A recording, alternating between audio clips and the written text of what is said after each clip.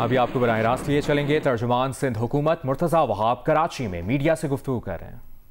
और नेचुरली वो कौम के इंटरेस्ट को कॉम्प्रोमाइज कर रहे हैं और अपने ज़ाती मफादात को तरजीह देते हुए अपनी जेबें भर रहे हैं। मैं ये अपील करना चाहूँगा, ये डिमांड करना चाहूँगा कि चेयरमैन नैब इसका नोटिस लें और चीफ जस्टिस ऑफ पाकिस्तान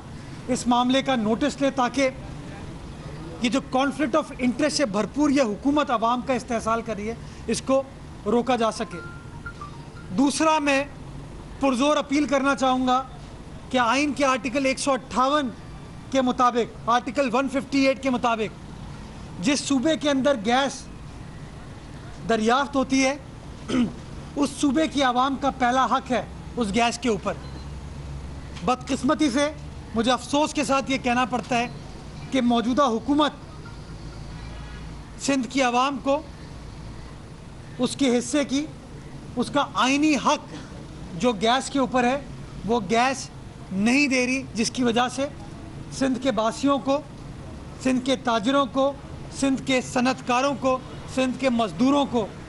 नुकसान हो रहा है और हमारी मईशत का इस्तेहसाल हो रहा है। मैं डिमांड करना चाहूँगा कि फौरी तौर पर आइन के आर्टिकल 158 के एन मुताबिक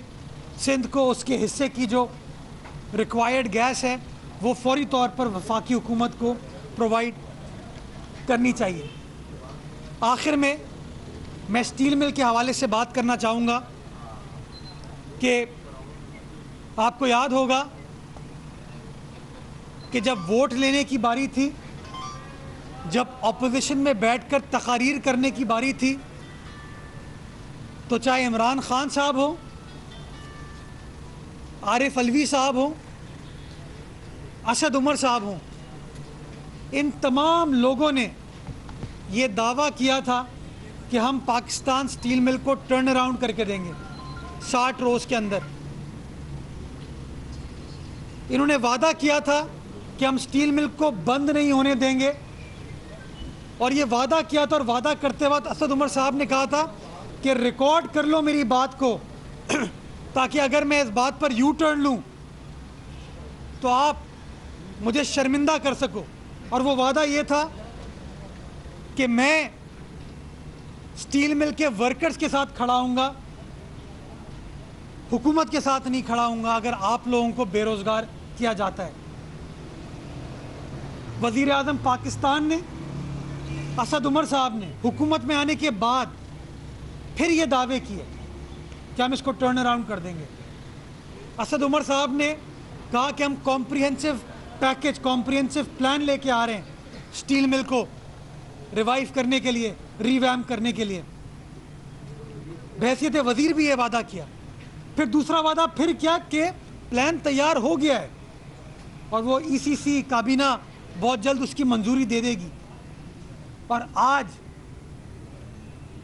नज़र ये आता है कि मंजूरी 4,500 मुलाजमीन को बरतरफ करने की दी गई है। एक तरफ कोविड से दरपेश मसाइल हैं, बेरोज़गारी बढ़ रही है, हुकूमत ने 1 करोड़ नौकरियां देने का वादा किया था, बट दर हकीकत रोज़गार तो नहीं दिया, नौकरियां तो नहीं दी, लोगों को बेरोज़गार करने का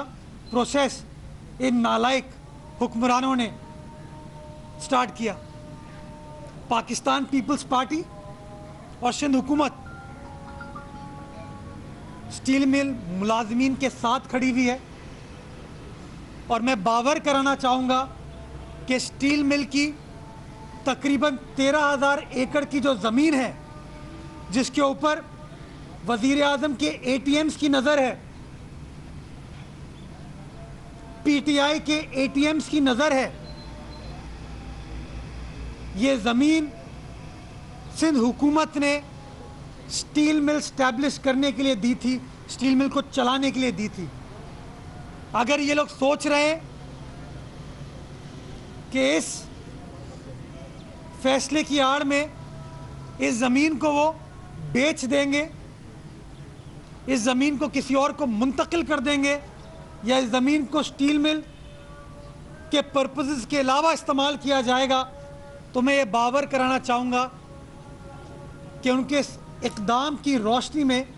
ये ज़मीन फौरी तौर पर सिंध हुकूमत को मुंतकिल हो जाएगी, क्योंकि ये मिल्कियत सूबाई सिंध की हुकूमत की है, सूबाई सिंध की आवाम की है, और हम अपने आवाम का इस्तेहसाल इस मौजूदा हुकूमत को इंशाअल्लाह अज़ीज़ नहीं करने देंगे। हम मुश्किल घड़ी में, तकलीफ़ की इस घड़ी में आज भी उन मुलाज़मीन के साथ खड़े हैं। उनके मुतालबात जायज़ हैं और हम समझते हैं कि इस तरीके से गैर कानूनी अंदाज से स्टील मिल की निचकारी के नाम पे उसकी ज़मीन पर जो नज़रें हैं वफाकी हुकूमत की, हम उस नज़र को अमल दरामद नहीं होने देंगे। इसी तरह जो रेडियो पाकिस्तान की ज़मीन है और printing corporation. Murtaza Wahab media से गुफ्तगू कर रहे थे।